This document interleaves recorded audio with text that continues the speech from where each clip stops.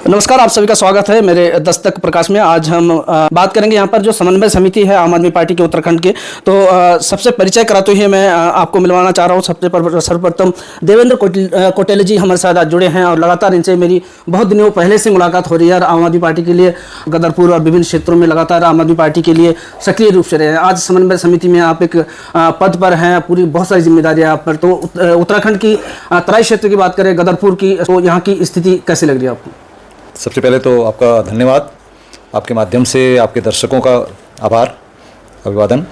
पिछले साल 20 मई को जब उत्तराखंड में नए प्रभारी नियुक्त हुए, सह प्रभारी नियुक्त हुए, तो उसके बाद से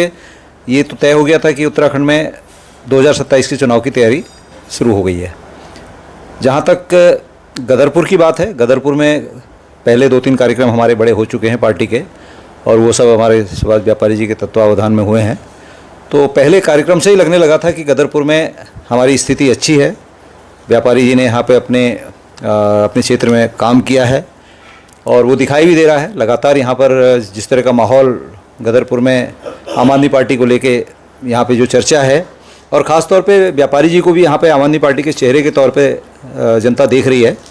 तो चूँकि चर्चा का वो विषय बने हैं, तो राजनीति में तो यही होता है कि अगर कोई व्यक्ति चर्चा का विषय है तो इसका मतलब है कि वो अपनी उसकी पकड़ जो है जनता के बीच में है। और जहाँ तक आम आदमी पार्टी की बात है,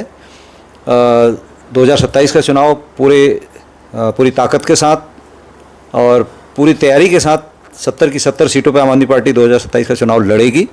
ऐसा संकेत हमारे केंद्रीय नेतृत्व की तरफ से आ चुका है। हमारे प्रभारी, सह प्रभारी कई बार मीडिया के सामने ये बात अपनी कर चुके हैं। कल हमारा बनबसा में एक बहुत बड़ा कार्यक्रम था, चंपावत विधानसभा, चंपावत जिले का कार्यक्रम था, कार्यकर्ता सम्मेलन, और बहुत अच्छी संख्या में बनबसा जैसे क्षेत्र में कल वहाँ पे लगभग 250 के आसपास लोग उसमें शामिल हुए। तो बड़ा उत्साह का वातावरण है और अच्छा संदेश यहाँ से पूरे प्रदेश में गया है। तो हम बड़ी उम्मीद कर रहे हैं कि ये जो कल का कार्यक्रम हुआ है, उसके बाद सुभाष व्यापारी जी की जो गदरपुर विधानसभा में तैयारी है, तो आने वाले समय में हम बहुत मजबूत स्थिति में यहाँ पे होंगे और पार्टी बहुत गंभीरता से उत्तराखंड के चुनाव को ले रही है। हम पूरे उत्तराखंड को इस दृष्टि से देख रहे हैं कि आम आदमी पार्टी की जो कार्यशैली और आम आदमी पार्टी का जो विचारधारा है, और पिछले 1-2 दशक में, बल्कि 2.5 दशक कह सकते हैं हम, इन 2.5 दशकों में जो आम आदमी पार्टी का जो कार्यकाल रहा है, दिल्ली की बात करें, उसके बाद पंजाब की बात करें, दिल्ली में हम एमसीडी की बात करें, तो जिस तरह से जनता ने हमें सराहा है, जनता ने हमारे कामों पे मोहर लगाई है। दिल्ली में हमको 3 बार सरकार बनाने का मौका मिला और उसके बाद फिर पंजाब में हमको काम करने का मौका मिला, और पंजाब में हमने जनता से जो वादे किए आम आदमी पार्टी ने, वो सारे हमने डिलीवर किए हैं। दिल्ली में भी हमने जो वादे किए वो सारे चुनावी वादे नहीं थे, बल्कि वो सारे काम थे जो हम जनता के लिए करना चाहते थे। आम आदमी पार्टी की जो नीति रही है, हमेशा से हम ये कहते आए कि हम जनता के लिए हैं, जनता हमें चुनती है और हमारी जवाबदेही जनता के प्रति है। और हमने हर जगह अपने आप को साबित किया है कि हम जनता के लिए, जनता से वादे करके जब हम सत्ता में आते हैं तो हमारा पहला काम होता है कि हम जनता को सारी सेवाएं दें जिनकी अपेक्षा जनता एक सरकार से करती है। तो आपके सवाल का मेरे पास जवाब यही है कि उत्तराखंड में भी जनता तीसरे विकल्प के तौर पे आम आदमी पार्टी को पहले से स्वीकार करते आई है, और आज और बहुत मजबूत स्थिति में आम आदमी पार्टी का जो विचार है जनता के बीच में जा रहा है। तीसरे विकल्प की कमी जनता यहाँ पे बहुत लंबे समय से महसूस कर रही है, और इस बार हम तीसरे विकल्प के तौर पर जनता के सामने खड़े हैं, और हमें पूरी उम्मीद है कि जनता इस बार तीसरे विकल्प के तौर पर हमें फिर से और बहुत पहले से भी अच्छे उसके साथ मत प्रतिशत के साथ हमको यहाँ पे इस चुनाव में सफलता मिलेगी। इस बात की पूरी उम्मीद हमें और हमारे केंद्रीय नेतृत्व को है। चलिए, बहुत बहुत धन्यवाद मेरे साथ बात करने के लिए। और लगातार जो समन्वय समिति के विभिन्न कार्यकारिणी से मैं बात कर रहा हूँ आज, और श्याम बाबू जी, आज पांडे जी हमारे साथ जुड़े हुए हैं। तो सर, यहाँ की जो संगठनात्मक जो एक प्रणाली होती है, किसी भी पार्टी की जो संरचना होती है, उत्तराखंड में किस तरीके से तैयार हो रही है? नमस्कार, आपका हार्दिक आभार। कोई दिक्कत ये जो उत्तराखंड में आम आदमी पार्टी का जो संगठनात्मक ढांचा है, ये आप समझ लीजिए कि ज़मीनी स्तर से पिछले 10 वर्षों में तो हुआ ही है। 2022 का जब चुनाव लड़ा, उस वक्त भी हमने ज़मीनी स्तर पर संगठन को निर्माण किया और बहुत ताकत के साथ चुनाव लड़ा, जिसमें कि हमको लगभग 3.5% वोट मिला था। वो केवल हमारा सांगठनिक ढांचा ही था जिसकी ताकत के बल पे हमने वो चुनाव लड़ा था। और फिर पिछले 1 वर्ष से लगातार हमारे कार्यकर्ता और हमारे जो कोर पार्टी के लोग हैं, वो संगठन निर्माण में लगातार लगे हुए हैं। केंद्रीय नेतृत्व से जो हमारे रिप्रेजेंटेटिव आए हैं प्रभारी और प्रभारी के रूप में, उनकी टीम, वो हम लोगों के साथ लगातार अलग अलग विधानसभाओं में जा रही है। और आज उसका परिणाम ये है कि उत्तराखंड में लगभग 50-55 विधानसभाओं में हमने बूथ लेवल पे संगठन निर्माण करने का काम लगभग पूरा कर लिया है। चलिए, बहुत बहुत धन्यवाद। आज हमारे से जुड़े हैं उमा सिसोदिया जी, जो कार्यकारिणी के साथ साथ प्रदेश पूर्व उपाध्यक्ष भी रही हैं। तो मैडम, आपसे मेरा ये सवाल रहेगा कि उत्तराखंड की जो तराई क्षेत्र है, जहाँ पर सुभाष व्यापारी जी अच्छी तैयारी कर रहे हैं, बहुत अच्छी रुझान भी है, यहाँ पर विभिन्न समुदाय के लोग यहाँ पर रहती है, तो इन समुदाय की जो मूलभूत समस्या है, उन समस्या को किस तरीके से समाधान करने के पक्ष में आम आदमी पार्टी?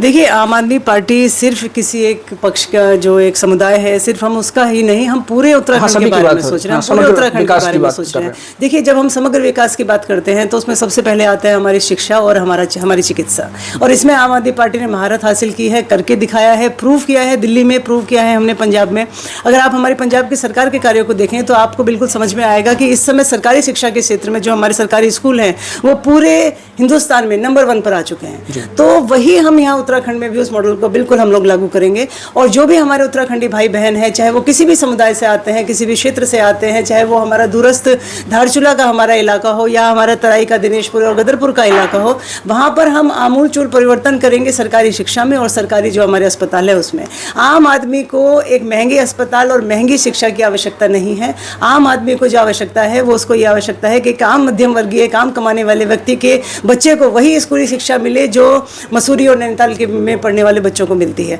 जो बड़े बड़े 5 स्टार हॉस्पिटल्स में जो इलाज होता है, वही इलाज हमारे सरकारी अस्पतालों में उतना बेहतर होना चाहिए कि एक आम व्यक्ति वहाँ पर पहुँच सके। और आम आदमी पार्टी मतलब कटिबद्ध है हम लोग यहाँ इस बार 2027 के चुनाव में हम लोग पूरी मेहनत के साथ, पूरी ताकत के साथ हम लड़ेंगे, और हमें पूरी उम्मीद है कि उत्तराखंड हमें इस बार विधानसभा में पहुँचे। मैडम, बहुत कम समय में राष्ट्रीय पार्टी की उपाधि मिली है आम आदमी पार्टी को, और दिल्ली एक बहुत अच्छा एक नज़ीर बनी है, उसके पश्चात फिर पंजाब बनी है, और पंजाब में अच्छा काम हो रहा है। तो उस काम को उत्तराखंड में लागू करने के लिए जैसे अलग अलग विंग तैयार होती है, जैसे महिला विंग हुआ, युवाओं का हुआ, तो उस तरीके से संगठित रूप से किस तरीके से तैयारी रहेगी? नहीं, देखिए, बिल्कुल आपका प्रश्न बहुत उचित है, बहुत मौजूद आपका प्रश्न है, और लगातार स्टेट टीम पूरे प्रदेश में घूम कर, हम सब जो यहाँ पर बैठे हुए हैं पूरे प्रदेश में घूम कर हम उन रत्नों को छांटने की कोशिश कर रहे हैं जिनको हम आगे संगठन में जिम्मेदारी दे पाएं। लगातार प्रभारी जी हमारे यहाँ दौरे पर हैं, कल भी वो दौरे पर हैं, 11-12 को फिर आ रहे हैं। पूरी दिल्ली से टीमें यहाँ पर लगी हुई हैं, स्टेट की जो टीम आपके सामने बैठी है, और ऐसी तमाम टीमें, सिर्फ हम नहीं, और भी स्टेट के बहुत सारे पदाधिकारी इस समय एक एक विधानसभा में एक एक कार्यकर्ता के पास जाकर संगठन निर्माण की ही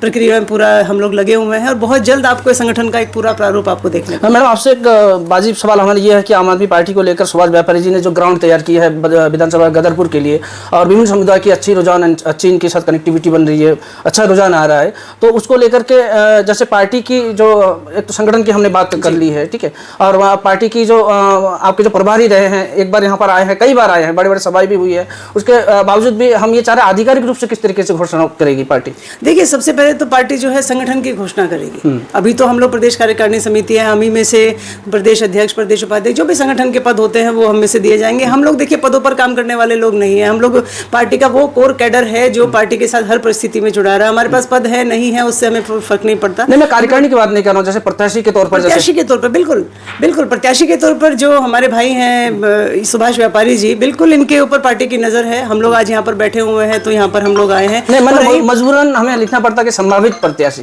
देखिए, प्रत्याशी की घोषणा भी आपको बहुत जल्द मिलेगी, लेकिन इसमें मैं आधिकारिक रूप से अधिकृत नहीं हूँ कि मैं प्रत्याशी के रूप में भाई को घोषणा कर पाऊँ, लेकिन बहुत जल्द ही प्रदेश के जो हमारे प्रभारी जी हैं वो सब लोग बैठेंगे, और आप देखिएगा जो हमारे प्रदेश के प्रत्याशियों की सबसे पहली जो लिस्ट आएगी वो कांग्रेस और बीजेपी से पहले हमारी आएगी। हम अपने पुराने लोग जो हमारे साथ काम कर रहे हैं हम उनको ही तवज्जो देंगे, और वही लोग हमारे बार इस बार चुनाव लड़ेंगे, और ये घोषणा प्रभारी जी करेंगे और बहुत जल्द करेंगे। मैडम, उत्तराखंड की जो मैनिफेस्टो है, चाहे वो पहाड़ के हो या तराई क्षेत्र के, अलग अलग बनेगी? देखिए, इस बार हमारा जो विचार है पूरे प्रदेश का एक मैनिफेस्टो बनेगा जिसमें हम समग्र रूप से शिक्षा और स्वास्थ्य के बारे में बात करेंगे, और उसके बाद प्रत्येक विधानसभा का अपना मैनिफेस्टो बनेगा जिसमें कि विधानसभा में जो हमारे लोग तैयारी कर रहे हैं, जिन्हें विधानसभा के एक एक गली कूचे की पूरी तरह से जानकारी है, वही बता पाएंगे कि कहाँ पर किस गली में क्या प्रॉब्लम है, किस पुलिया पे क्या प्रॉब्लम है, किस मोहल्ले में क्या प्रॉब्लम है, उसका एक अलग मैनिफेस्टो बनेगा, ताकि जनता को पता चले कि अगर सुभाष व्यापारी जी या कोई भी प्रत्याशी हमारे आते हैं और वो चुनाव जीत के विधानसभा पहुँचते हैं तो उनको एटलीस्ट पता हो कि उनकी विधानसभा में प्रॉब्लम क्या है। आज तक कांग्रेस बीजेपी ने सिर्फ बड़ी बड़ी बातें की हैं, लेकिन विधानसभा की मैनिफेस्टो पे उन्होंने कभी चर्चा नहीं की कि विधानसभा में इस गली इस गांव की ये समस्या है। इस बारे में उनके, मुझे लगता है कि उनके कैंडिडेट्स को पता तक नहीं होता, क्योंकि वो लोग ऑफिस में बैठ के बड़ी बड़ी पैसे दे के रैलियाँ करने वाले लोग हैं। वो हमारे लोगों की तरह नहीं है जो एक एक गाँव, एक एक गली गली, एक एक कुचे में जाएंगे। देखिए, गदरपुर की जो हमारी विधानसभा है, इसमें हमारे जो भाई हैं सुभाष व्यापारी जी, वो काफ़ी टाइम से एक एक वर्ग के पास जाकर, एक एक मोहल्ले में जाकर, एक एक क्षेत्र में जाकर प्रचार कर रहे हैं और ग्राउंड पर लोगों की समस्याओं को समझ रहे हैं। तो मैं समझती हूँ कि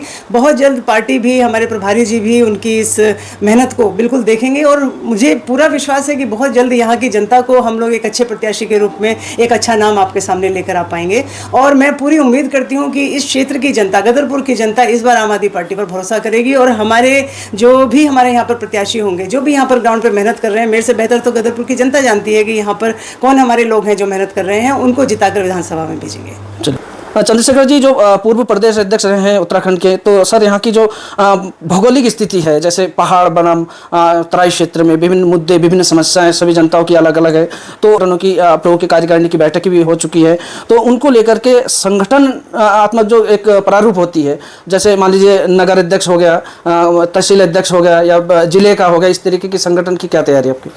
देखिए, पहले तो आपका धन्यवाद। हमारे जो कार्यक्रम हैं वो लगातार चल रहे हैं और अभी हम लोग